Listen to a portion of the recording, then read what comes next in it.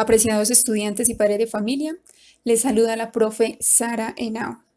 Les doy la bienvenida a la continuación de este proceso escolar y pues los animo a dar siempre lo mejor de ustedes.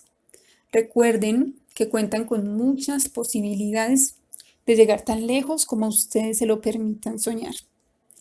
Espero que disfruten de las aventuras del aprendizaje y que el conocimiento como fruto de su dedicación sea quien les acompañe y los colme siempre de motivación. Bienvenidos entonces a la clase de español, donde abordaremos los temas de homonimia, sinonimia y antonimia. Muy bien, iniciamos entonces definiendo el concepto del término homonimia, que es la relación que se establece entre dos o más palabras que se escriben o pronuncian igual, pero tienen distintos significados. Esto quiere decir que aunque hay palabras que se escriben exactamente igual, su significado puede ser diferente. Esto depende del contexto en el que se utilicen. Y que hay palabras que en su escritura no son iguales, pero su pronunciación sí es igual. Depende también del uso de la ortografía y de esto el significado de la palabra. Más adelante veremos los ejemplos y nos quedará más claro. Etimológicamente, es decir, la raíz de la palabra, de dónde viene la palabra homonimia, viene del griego. Homo quiere decir igual y ónimos quiere decir nombre.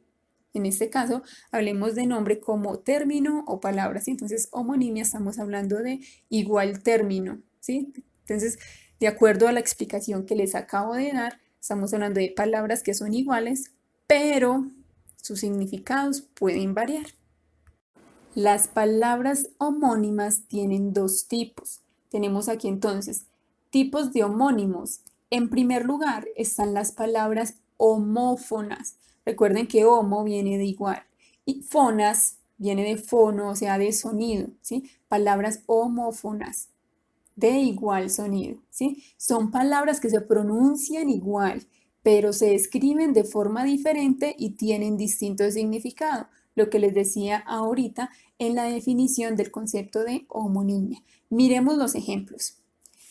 La palabra haremos, ¿sí? Miren que se pronuncian exactamente igual, sin embargo su escritura varía. Tenemos haremos sin H, que es del verbo arar, de remover la tierra, y tenemos el término haremos con H, que es del verbo hacer, que es crear una cosa o darle existencia, ¿sí?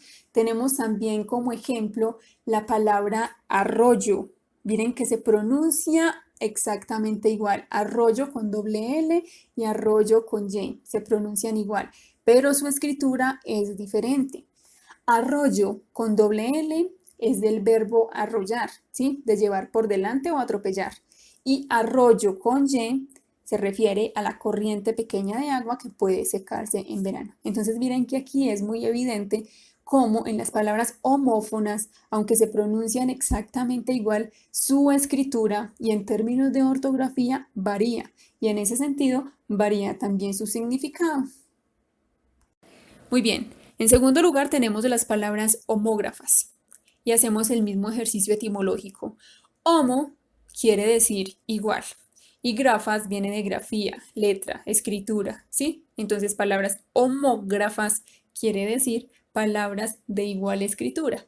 Miremos la definición que tenemos aquí. Son aquellas palabras que se escriben igual, pero su significado es distinto. Miremos los ejemplos. La palabra vino, miren que ahí se escribe exactamente igual y cuando la pronunciamos, pues también es exactamente igual. Dependiendo del contexto en el que se utilicen, pues le asignamos el significado. Entonces podríamos hablar de vino, de bebida, o podríamos estar hablando de vino, del verbo venir.